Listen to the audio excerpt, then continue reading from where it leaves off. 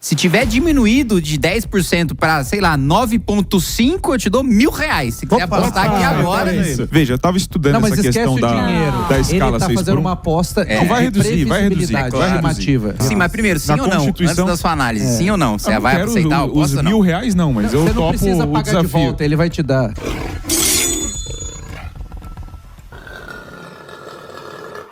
E a gente vai falar de 6 por 1. Queria muito ouvir o deputado Kim. Muito mesmo. Deputado, é o seguinte, a escala 6 por 1 vai para um momento decisivo agora com 3 possibilidades lá no Senado, né? Você que entende ali dos trâmites, o que você acha que vai acontecer? O que Sua Excelência acha que acontece com o futuro dos trabalhadores brasileiros com essa escala 6 por 1?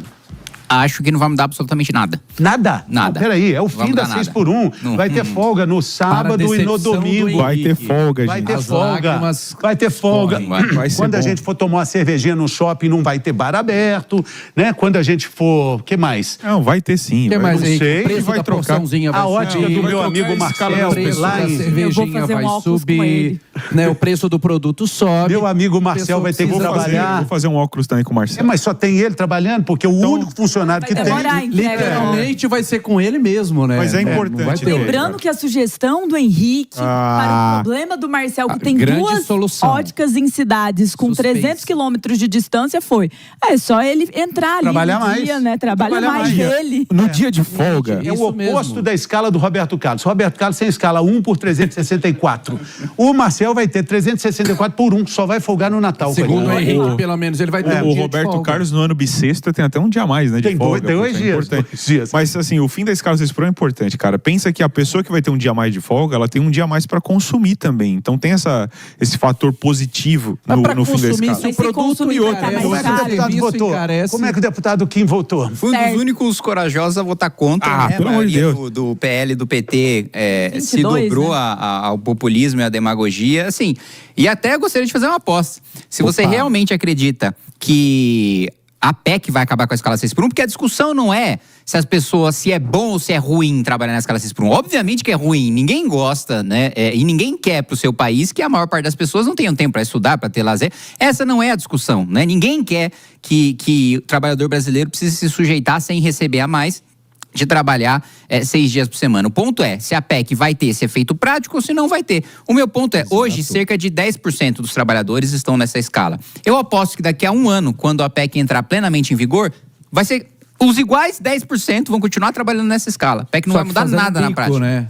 Fazendo um bico, ou trabalhando no mesmo emprego informalmente, ou o sujeito vai ser demitido e aí vai ser a recontratação, vai ser via PJ com um salário menor. Então, assim, eu faço essa aposta com você. Daqui a 1 ano, se tiver diminuído de 10% para, sei lá, 9,5, eu te dou R$1.000. Se quiser apostar aqui agora.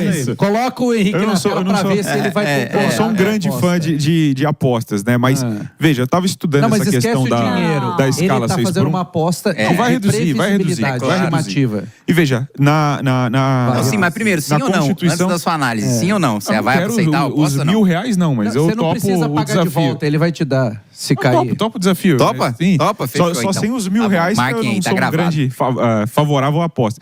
Mas veja, esse vídeo daqui na Constituição de 88 houve uma redução de jornada de trabalho de 48 para 44 horas semanais. Estava lendo sobre isso e não houve uma queda na produtividade em razão dessa redução de escala.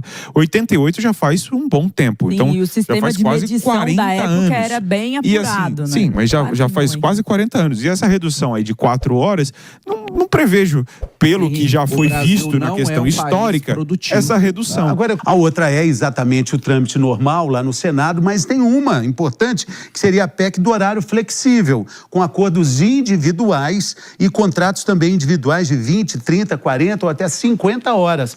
Isso parece mais razoável, deputado?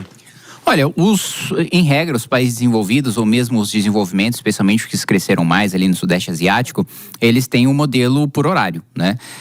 Mas eu acho que a grande questão não é tanto o modelo de contratação, mas é aumentar a riqueza do país, né? Porque Onde as pessoas trabalham menos, né, e recebem mais, são os países mais ricos. E a gente não aumentou nossa riqueza nos últimos 40 anos. A gente ficou, frente aos outros países emergentes, o nosso crescimento foi pífio, principalmente de produtividade. O nosso crescimento de produtividade nos últimos 40 anos foi de cerca de 18%. Nos nossos pares países emergentes foi de 130%. Então, assim, não adianta a gente ficar discutindo essa demagogia de que o trabalhador vai trabalhar menos e receber mais por causa de mudança na legislação trabalhista, quando na realidade a gente precisa tratar de investimento em ciência e tecnologia, a gente precisa tratar de infraestrutura. A gente discute muito isso aqui. Uma lei trabalhista feita por Getúlio Vargas faz sentido estar em vigor hoje? Faz sentido nortear o caminho do trabalhador até hoje, ou Henrique? Não, você precisa adaptar a lei com a realidade que nós temos agora. Hoje existem profissões que não existiam no tempo passado. Hoje existem atividades que são totalmente diferentes do modo de fazer. E aí você precisa ter uma revisão das leis trabalhistas. O que eu concordo é que, sim, de fato, em paralelo a isso, precisa ter um investimento mais massivo em tecnologia aqui, justamente para que a produtividade, que normalmente é ligada ao crescimento tecnológico, aumente. Porque se você for fazer o aumento da produtividade simplesmente vinculado ao esforço das pessoas, isso tem um limite. Primeiro, que é a exaustão do trabalhador, que é péssimo. Sim, e segundo, que você não consegue ter um potencial de crescimento tão grande quanto ao investimento. É só mandar o recado pro presidente que começou em 2002, né? Só que aí você teve a oportunidade de aumentar, de fato, esse investimento de forma relevante, e o fato, eu acho que a grande crítica aqui é a hipocrisia das políticas que são feitas no país. Elas são feitas em ano de eleição simplesmente para ganhar voto. Não se pensa numa estruturação de longo prazo, não tem política pública. Mas não teve esse aumento não em razão de vontade, não teve esse aumento em razão de teto de gastos, em razão de freios. Nem tinha teto de gastos nos 2 primeiros mandatos dele. Você acha que essa folga vai ser usada para trabalhar ou para descansar? Ou para procurar um bico, procurar um outro emprego? O meu ponto é que não vai existir essa folga. O meu ponto é, veja... E você falava sobre o fato da CLT estar desatualizada. Hoje, a maior parte dos trabalhadores não está na CLT. Ou eles são informais ou eles são PJ. Isso demonstra a falência do nosso modelo de trabalho. Porque se os contratos estivessem funcionando, as pessoas estariam utilizando a legislação trabalhista. A maior parte dos contratos estariam sob essa relação. Essa relação não está funcionando. E veja... Isso é um pouco desesperador, a gente está tendo essa discussão, e eu até, na semana da votação, eu estava recebendo eurodeputados, né, ali da França e da Itália, e primeiro eu explicava para eles que é a aberração da gente ter legislação trabalhista na Constituição, né? Não existe em países europeus legislação trabalhista, tributária, previdenciária na Constituição. Tudo isso está em projeto de lei ordinário, né? Justamente por causa da dinâmica. E a maior parte dos trabalhos que hoje estão na escala 6x1 vão deixar de existir daqui a 10, 15 anos, né? Que a maior parte está concentrada nos serviços. Né? Então, você, um caixa de supermercado, né, um atendente, vai ser substituído por um robô. Liberdade de negociação. Vou fazer um break na rede de rádios. Amigos, até breve. Daqui a pouco continuamos aqui. Estamos falando de livre negociação e liberdade de opinião. Vamos também falar? Está em risco, né? Vamos também falar, porque o pré-candidato à presidência, Romeu Zema, gente, notícia quente, acaba de compartilhar nas redes sociais que recebeu uma notificação da Justiça Federal. Vamos ouvir o que o Zema disse? Vamos, bora. Acabei de ser notificado pela Justiça Federal e adivinha quem é o autor? Ministro Gilmar Mendes. Parece que ele não gostou quando eu falei que ele pega carona em jatinho de banqueiro bandido, quando eu falei que outros ministros do Supremo fizeram contratos com esse banqueiro bandido. Acho que todo brasileiro sabe disso. Estou aqui indignado, mas tenho certeza que a justiça vai prevalecer. E se queriam me calar, não vão. Vou continuar mostrando sempre todos esses absurdos que têm acontecido no Brasil. É muita autoridade, é muito político vendido se aproximando de bandido para poder enriquecer. Não podemos tolerar isso. Bom, de certa forma, em várias análises, o que o Zema está falando fala muito também com a questão da regulamentação das redes, Henrique. Que é necessário. Não. que é extremamente necessária. O Zema tá fazendo uma série de escândalos aí. Eu acho aqueles vídeos que ele estava publicando em críticas ao STF com os bonecos... Você acha errado? Não vejo problema nenhum. Inclusive, eu acho ridículo, mas ele tem o direito de fazer essas postagens. Vai fazer o quê? Inclusive, teve até uma série feita pelo contrário, né? Em resposta ao Zema, que eu achei cômica, que foi o sobrinho da Dilma, em Minas Gerais, Pedro, que fez... Né? O Pedro Rousseff, que a série do Zema é Os Intocáveis e o sobrinho da Dilma fez uma que era Os Imbrocháveis.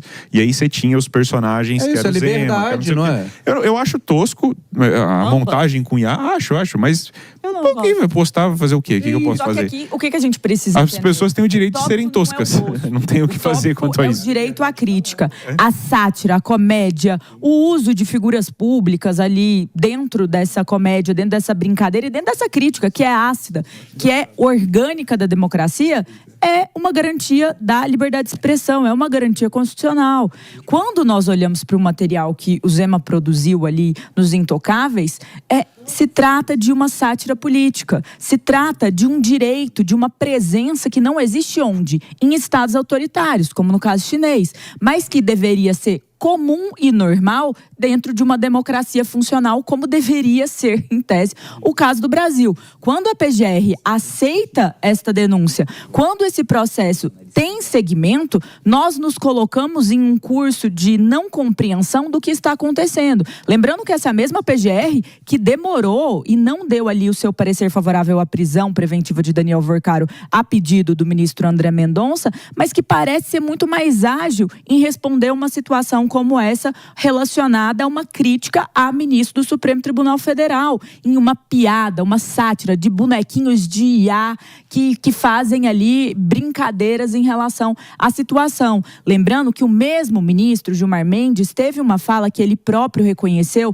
como uma fala com retox ali, com uma situação de homofobia, que ele se desculpou e que a denúncia sobre isso não foi aceita. Por quê? Porque a desculpa já tinha sido até solicitada ali, o procurador até arguiu isso. Então, assim, são um Brasil de vários paralelos que ninguém entende. Como que isso é possível? Não dá para entender, porque é um atentado frequente à liberdade de expressão, que na minha visão hoje é a coisa que mais está em risco no Brasil e que você aí de casa deveria se importar. E lembrando, Fernando, só um parênteses, que o próprio Gilmar Mendes foi quem reagiu lá durante uma sessão virtual e ele faz deboche, inclusive com o sotaque dos mineiros, ele faz outras colocações como a que a Jess trouxe. Isso aí você ficou bravo, né? Fiquei, nós voltamos para a rede de rádios, citando aí o caso. Acabou de sair agora, Romeu Zema, ele publicou aí uma intimação, uma notificação que ele recebeu da Justiça, de certa forma, como uma intimidação à liberdade de se expressar, de se comunicar. E assinada por quem? Pelo ministro do STF, Gilmar Mendes. E eu trazia justamente o lembrete de que o mesmo Gilmar, há pouco tempo, debochou publicamente do sotaque mineiro, do sotaque interiorano, né? Mais ou menos, ele brinca ali, ele dá uma debochada do próprio Romeu Zema. E eu não vi também a população mineira ir lá na justiça pleitear. Agora o Gilmar também não pode falar da gente. A gente ainda vai falar hoje sobre uma resolução sobre limitação de redes, né? Lá na Malásia, vai ser assunto do nosso sofá ainda hoje. Ainda hoje a gente fala sobre isso. Porque é o seguinte, é regulamentar, então faz igual na Malásia, menores de 16 anos estão proibidos de entrar nas redes sociais. Aí eu acho muito também. Mas muito? Mas muito então... também. Mas a pessoa poderia colocar a idade dela lá, eventualmente a plataforma fazer algum tipo de moderação de conteúdo que é totalmente possível. Isso. Mas eu não acho que a proibição é o funcional. Seja bem-vindo. Precisa ter uma regulamentação das redes, eu acho que precisa ter. Isso não só no Brasil, como no mundo regulamentação, inteiro. Eu custo a entender isso. O que seria essa regulamentação? Por que ela é necessária? Você fazer... E a liberdade tão protelada, tão... Você vai poder ter liberdade de falar o que você quiser. É lógico que já existem as leis que você concorde, né? Não. Você pode falar o que você quiser nas redes. Que nem eu falei, os vídeos aí de inteligência artificial, desde que não cometam crimes, eu acho que as pessoas têm o direito de serem toscas o quanto elas quiserem, não há problema. Mas as plataformas, elas precisam ser um pouco mais transparentes a respeito de como funcionam os algoritmos. Muitas plataformas dão uma certa preferência. O algoritmo é o segredo da plataforma. Ele não vai entregar o segredo dela. O código, mas precisa entregar como funciona. Quer dizer que eu tenho uma filha de 10 anos, eu acho que as redes sociais acabam assim, vão comendo o cérebro. O brain rot lá. Realmente. Que fala, né?